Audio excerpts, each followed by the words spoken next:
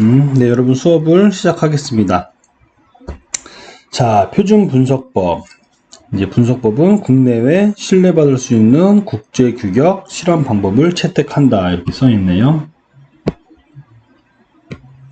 자, 국제 규격 실험 방법 채택. 국제건 우리나라는 국내죠. 국내 기준이 있습니다. 따지면 수질 오염, 수질 오염 공정 시험 기준, 공정 시험 기준. 이런 공정시험법이 있어요. 대기도 있고요. 토양, 폐기물 모두 다 있습니다. 그래서 그 공정시험 기준, 그렇게 좀 공식화되어 있는 기준이죠. 그 시험법을 따르지 않은 측정 결과는 인정을 해주질 않아요. 예를 들어서 우리가 질소인 이런 게 굉장히 이제 수계에서 중요한 물질이죠. 물론 대기에서는 미세먼지, 이온성 물질, 무기이온 이런 거 중요한데, 자, 질소라고 할게요, 여러분.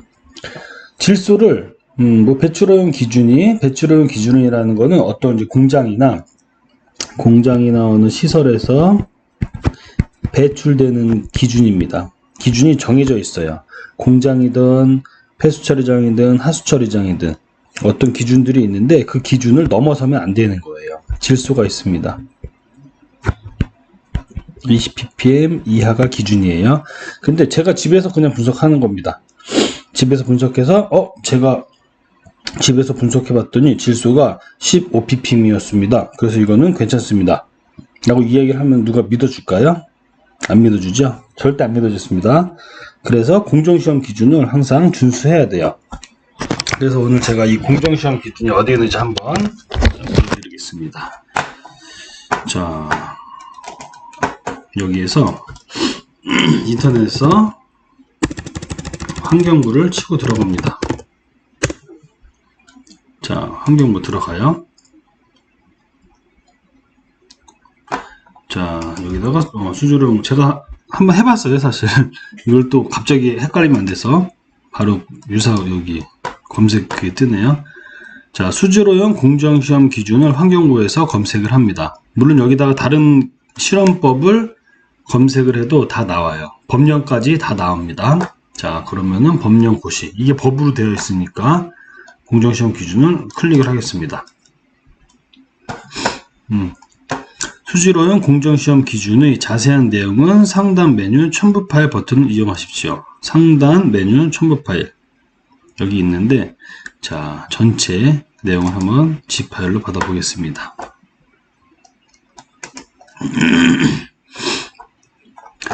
자, 이렇게 보면은 총칙부터 일반 항목, 이온류, 금속류, 유기물질, 휘발성 유기화합물 등등등등 공정시험법이 정해져 있어요.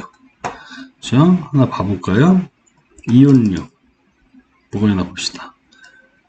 이온류 여러 가지가 있네요. 불소화합물, 브롬, 시안, 아질산성 질소, 질산성 질소 쭉쭉 있습니다. 엄청 많죠. 자, 그럼 우리 한번 아까 질소 얘기했으니까 질소 한번 봅시다. 공정시험 기준이 여러분들이 지금 2학년이기 때문에 많이 본 기회가 없을 거예요. 사실 수업을 4학년까지 다 들어도 기사 공부를 하지 않는 한, 기사 공부하는 학생들이 이 공정시험법이 기사 시험에 있는 걸 알고 있는데 따로 보는지 모르겠네요. 동영상 강의나 학원에서 가르쳐 주는 것만은 할 것 같아요. 어쨌든 이 시험 기준이 여러분 볼 일이 그렇게 없어요. 왜냐하면 실험을 저희가 하질 않잖아요. 이런 시험들은 저희가 실험 수업이 있을 때에도 하질 않았습니다. 왜냐면 그 짧은 시간 동안 준비하고 실험을 하기까지 좀 절차가 복잡하고 시간이 안 맞거든요. 그래서 실험 수업이 있을 때도 그 실험 시간 약 3시간 정도 안에 준비한 다음에 실험도 하고 뒷정리까지 할 수 있는 이런 항목들만 해왔습니다. 어쨌든 총질소 이거 한번 볼게요. 목적. 이 시험 기준은 물속에 존재하는 총질소를 측정하기 위하여 시료 중 모든 질소화합물을 알칼리성, 과항산 칼륨을 이용하여 120도 부근에서 유기물과 함께 분해, 그리고 질산 이온으로 산화시킨 다음에 산성 상태로 하여서 흡강도를 220 나노미터에서 측정하여 총질소를 정량하는 방법이다. 뭔가 복잡하네요. 어쨌든 결론은 이 질소 화합물을 모두 질산이온으로 산화시킨 다음에 산성 상태로 흡강도를 찍어서 분석하는 겁니다. 실험 기준들을 보면은요, 정량 한계라는 게 나와요. 대부분 다 비슷하게 나옵니다. 0.1 mg per 리터. 이건 0.1 ppm이라는 거죠. 정량, 여기까지밖에 할 수 없다는 거예요. 이 시험 방법으로 했을 때는. 물론 나중에 이게 개정이 돼서 조금 더 정밀하게 실험을 하게 되면 더 낮은 값까지 분석하겠죠. 자, 0.1까지밖에 못합니다. 그리고 간섭 물질은 여러 가지가 있다. 브롬 같은 게 있다. 브롬이 어느 정도 되면은 영향을 받아가지고 실험을 못한다. 결과값이 신뢰성 있게 나오지 않는다. 또 해수와 같은 시료에도 적용할 수 없다. 해수에는 클로라이드 Cl 이온이 있어서 그런 겁니다, 여러분. 자, 그럼 분석미 기구에도 자세히 설명되어 있어요. 여기에 사용되는 이 시약들, 이런 것들이 시약들이 사용될 텐데, 이런 시약들에 대해서도 자세히 3%짜리 알칼리성 과항산 칼륨 용해. 자, 다 써 있습니다. 어떻게 만들어라. 염산도 1 플러스 16 어떻게 만들어라 써 있습니다. 1 플러스 16이라는 거에는 1만큼의 부피하고 16만큼의 부피를 합하는 거예요. 총 부피가 16이 아니라, 예를 들어 1대 16 하면은 16 안에 1이라는 포션만큼 존재를 하는 건데, 1 플러스 16은 보세요. 10ml 1에 해당되는 거, 이걸 1과의 대응에는 160ml, 16이죠? 1 플러스 16, 즉 170ml가 되는 겁니다, 여러분. 어쨌든 이런 것들이 아주 자세하게 잘 나와 있어요. 정도 관리는 어떻게 할 것이고, 정확도와 정밀도도 어떻게 측정을 할 것이고, 분석은 절차, 이렇게 해라, 뭐 넣고 뭐 하고, 이렇게 해라, 결과는 이렇게 보고해라. 아주 자세하게 나와 있습니다. 하지만 이렇게 자세하게 나와 있음에도 불구하고 처음 하는 사람이 하는 거는 제가 보기에는 저는 불가능하다고 봐요. 저도 겪어왔고 아마 저희 지금 실험실에 있는 학생들도 겪었습니다. 처음 하면은요, 이게 헷갈려요. 헷갈리는 것보다 일단 비커도 종류가 굉장히 많은데 그런 종류부터 헷갈립니다. 저울을 재는 것도 헷갈리고요.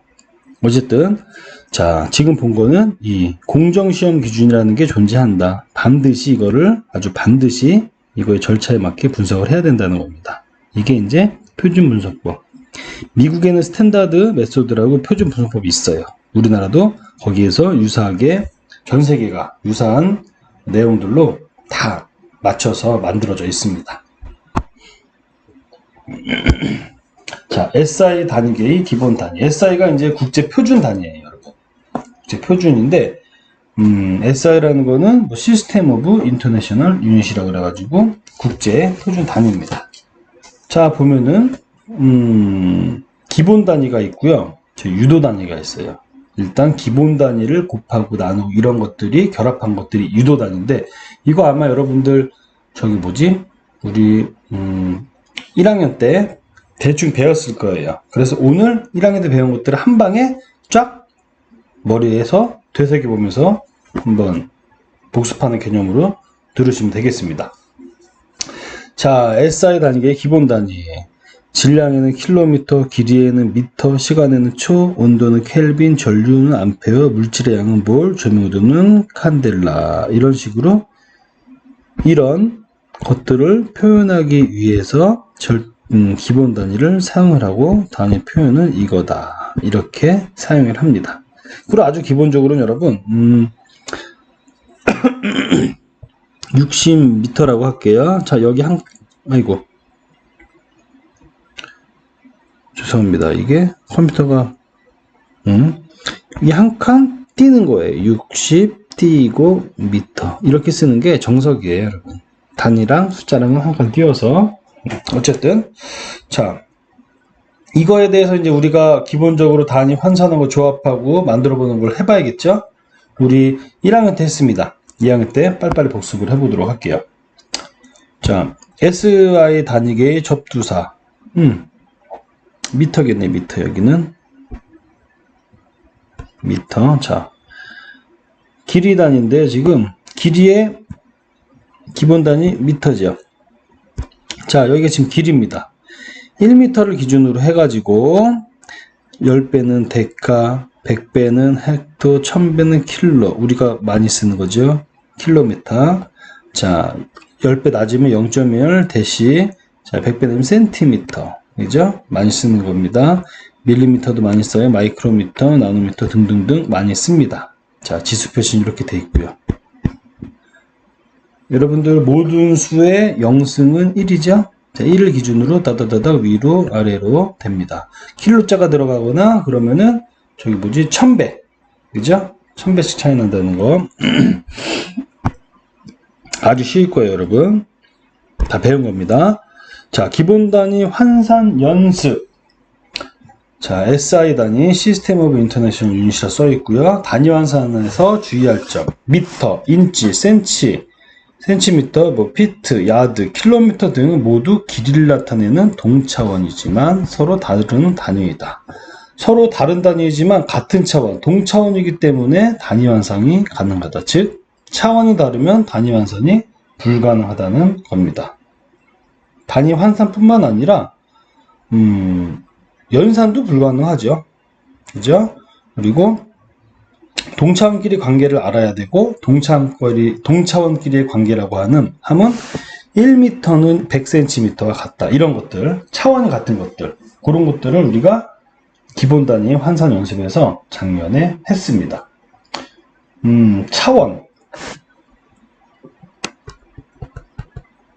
차원, 디멘션이라고 해요. 디멘션.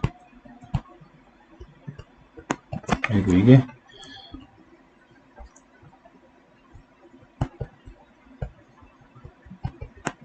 이거 SIO 이게 제가 펜으로 쓰는데 이 펜이 꼭 하면은 그 검지가 요 지우개를 누르더라고요. 어쨌든 예, 이런 거예요. 자, 동차원끼리만 할 수 있다고 했습니다. 동차원끼리. 자, 다른 차원은 안 된다는 거. 자, 그러면 다른 차원이 안 된다는 거, 뭐 연산도 안 돼요. 예를 들어서 여러분 3kg 더하기 뭐 4m 4m는 또는 뭐 10m 빼기 3kg 이거 뭐예요? 할 수 있나요? 자, 요걸 하려면은 둘 중에 하나로 통일을 시켜줘야 되는데 환산 자체가 안 돼요. 그죠? 차원이 다르니까. 이제 여러분 예를 들어 차원이 같다는 거는 뭐 5m 더하기 5m는 10m 뭐 이런 것들, 이런 건 되는 거죠. 길이라는 차원이 같잖아. 근데 5m 더하기 5피트라고 해도 할 수 있습니다. 5m 더하기 5cm라고 해도 할 수 있어요. 동차원이니까. 동차원. 물론 차원이 없는 무차원도 있습니다. 무차원, 디멘션리스라고 하는 무차원도 있는데 그 무차원은 나중에 뭐 아주 예를 들면은 레이놀드 수 같은 거, 레이놀드 수 같은 게 차원이 없어요. 거기에는 그 숫자가 중요한 게 아니라 차원이 없다는 얘기는 단위가 없다고 생각하시면 돼요, 여러분. 근데 단위가 없다고 생각하는 거는 단위가 아주 중요하지 않다는 거죠. 대신에 어떤 수의 관계, 수 자체보다 그것이 어떠한 물리량의 조합으로 이루어졌는지가 중요한 겁니다. 차원이 없는 숫자는 우리가 뭐 상수 같은 경우도 그렇고요. 그죠? 자, 그런 거 뒷부분에서도 할 거예요. 자, 어쨌든 단위 환산에서 주의할 점은 동차원끼리만 할 수 있다. 길이를 나타내는 차원, 무게를 나타내는 차원, 속도를 나타내는 차원, 이런 것들끼리 여러분.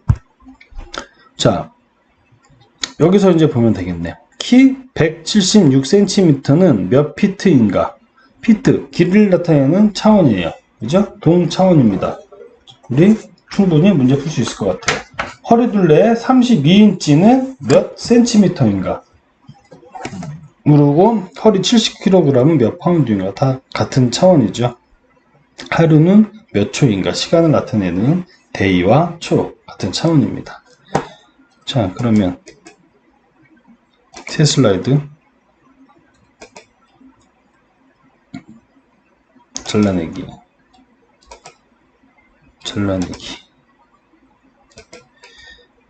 이게 아마 1학년 학생들 제가 수업했던 거 슬라이드 똑같을 거예요. 1학년 때 했던 거랑. 근데 수업을 1학년 때 들으신 분도 많겠지만 안 들었던 사람들도 있습니다. 그렇죠? 그래서 한 번씩 빠르게 복습을 하는 겁니다. 자, 1번. 여기서 보이죠? 문제가 키 176cm는 몇 피트인가? 1피트가 0.3048m라고 되어 있어요. 그죠? X 피트는. 자, 그리고 처음 하시는 분들 곱하기 나누기 저희 연산할 때, 예를 들어서 2m per sec 곱하기 6m per 뭐 킬로 어쩌고 막 아우어 막 이렇게 다 이렇게 이런 식으로 하지 않습니다. 이런 식으로 하지 않고 sec 6m per hour에 뭐 이런 hour에 뭐 day에 막 이런 식으로 써요. 왜냐하면 약분하고 하고 단위를 맞추기가 훨씬 편합니다. 이렇게 하면 헷갈려요. 헷갈려서 이게 안 되더라고요. 저도 해봤는데 안 돼요. 왜냐면 이렇게 찍은 것도 나중에 헷갈려요. 이게 뭐지? 이렇게. 이런 식으로 하지 마시고, 저희가 이제 수업하는 방식으로 모든 수식은 그런 식으로 연습을 하시면 되겠습니다. 자, 키 176cm가 몇 피트냐고 했어요. X피트는 키 뭐였죠? 176cm였습니다. 그죠? 자. 이게 몇 피트냐고 물어봤어요. 단위를 센티미터를 피트로 바꿔야 돼요. 그럼 피트를 우리가 알고 있는 게 미터 단위거든요. 미터 단위로 우리가 점점점 가서 결국 피트로 만들도록 하겠습니다. 1미터는 100cm죠. 곱하면 하나 똑같은 거니까 같은 차원이죠. 1 피트는 0.3048m였습니다. 미터 없어지고요. 센티미터 없어져요. 피트만 남죠? 5.77 피트입니다. 이런 식으로 푸는 거예요. 2번. 허리둘레 32인치는 몇 센티미터인가?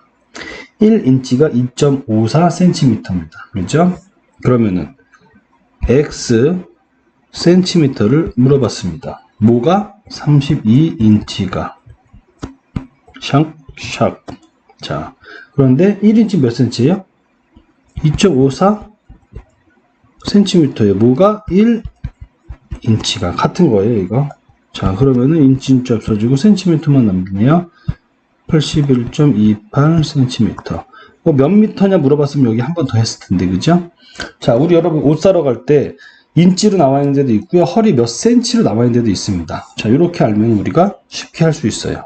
그냥 아주 편하게 32 곱하기 인치 곱하기 2.53을 해주면은 센티미터가 나옵니다. 이건 아주 실생활에도 유용하겠네요.